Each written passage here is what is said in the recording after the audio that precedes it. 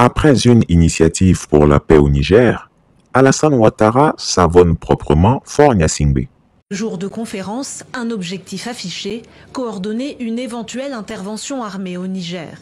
Réunis au camp Bourma, siège du ministère ghanéen de la Défense, les chefs militaires des pays membres de la CEDEAO font le point.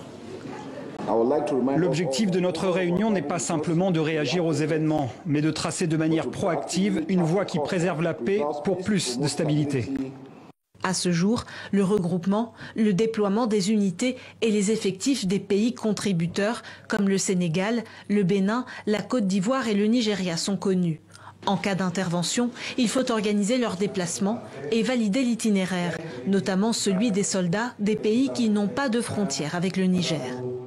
Le président du Togo, Faure Gnassingbé, désapprouve l'intervention militaire au Niger et l'a laissé sous-entendre par un silence assourdissant lors des sommets de la CEDEAO. Pour lui, la voie de la diplomatie n'a pas encore fini d'être explorée et il ne faut pas se précipiter pour entrer en guerre. C'est tout naturellement donc qu'il a pris l'initiative d'entrer en contact avec les militaires au pouvoir au Niger pour les convaincre d'entamer un processus politique et diplomatique plus poussé afin que cette affaire puisse se régler sans effusion de sang. Il a vraiment fait de son mieux pour ébranler les militaires.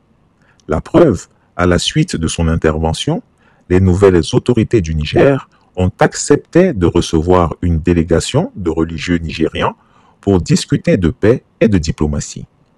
Quand le vieux Grigou a appris que Faure Gnassingbé était entré en contact avec la junte nigérienne pour les convaincre de ne pas se radicaliser, le despote ivoirien est devenu rouge de colère.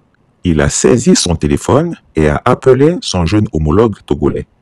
Sans diplomatie et sans aucune forme de courtoisie, il a proprement insulté le président du Togo comme si c'était son enfant.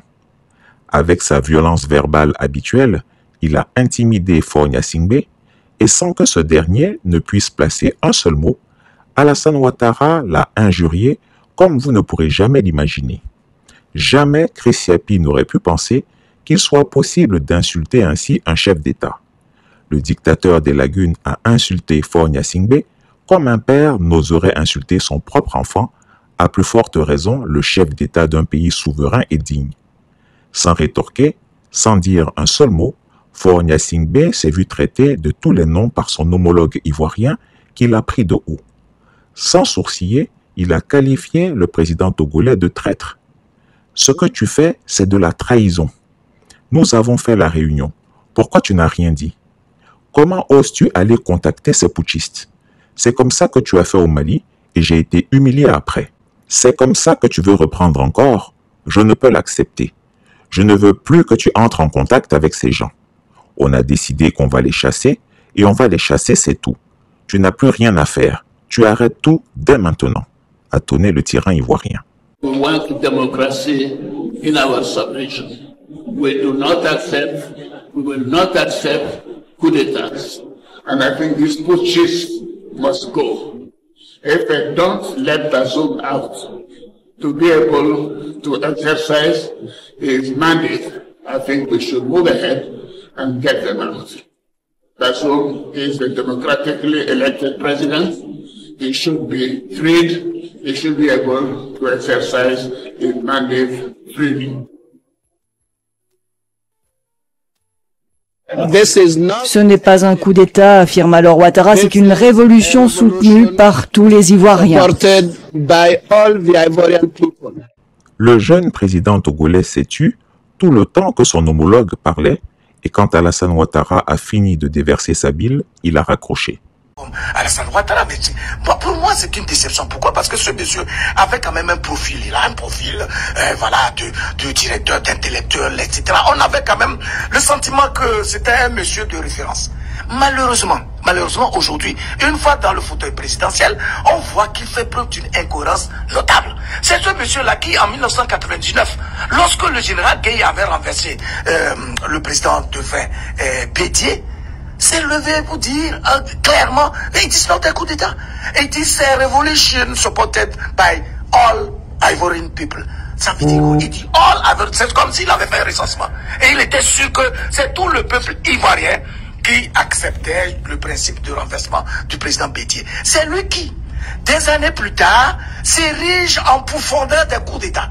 Qu'est-ce qui a changé entre le coup d'État de 99 contre le président Bédié et le coup d'État qu'on vit aujourd'hui?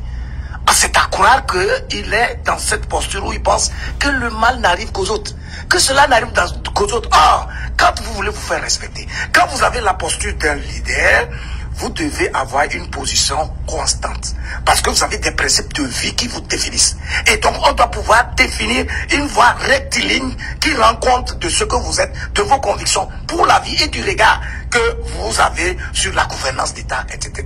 Donc, le président Ouattara est vraiment l'incarnation achevée de l'incohérence, de l'inconstance, de l'inconsistance, de l'instabilité en termes de réflexion et d'analyse. Il en est de même de quelqu'un comme Macky Sall, qui, lorsque il suivait qu'il était en face de Abdoulaye Wade, c'était le monsieur que nous, on adoubait parce qu'il avait un profil, une certaine sérénité, une allure quand même d'un modèle d'Africain.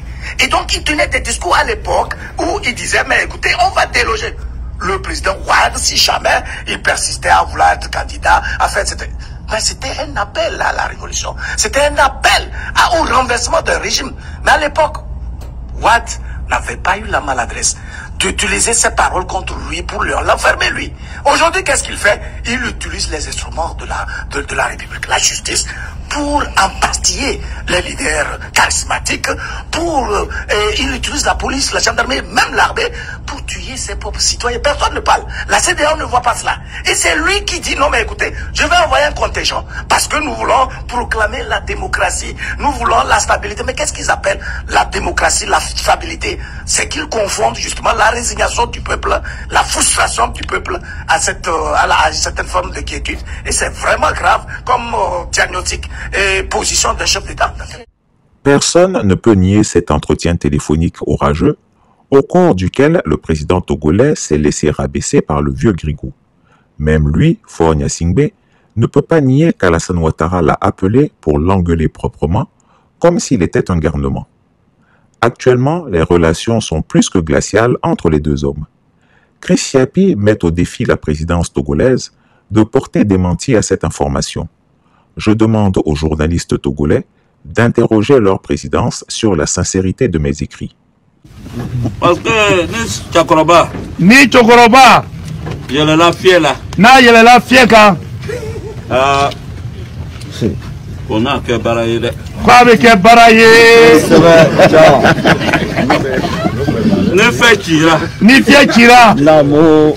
Ana que Maliako. Avec un Maloyako. Ne fait machi. Ni fie machi. Avec un Maloyako. Chris Yapi ne ment pas. Retrouvez Chris Yapi sur ses deux chaînes YouTube, sa chaîne Dailymotion, Instagram et VK.